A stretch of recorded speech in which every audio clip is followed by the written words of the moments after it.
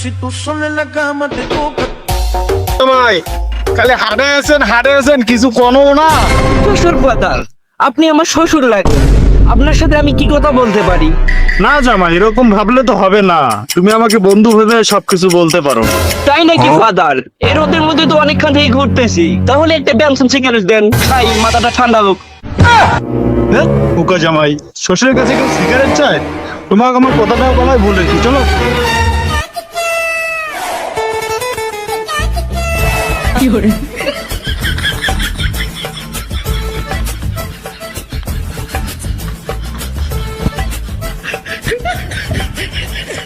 আচ্ছা শ্বশুর ফাদার, আপনি কি বিয়ে করেছেন?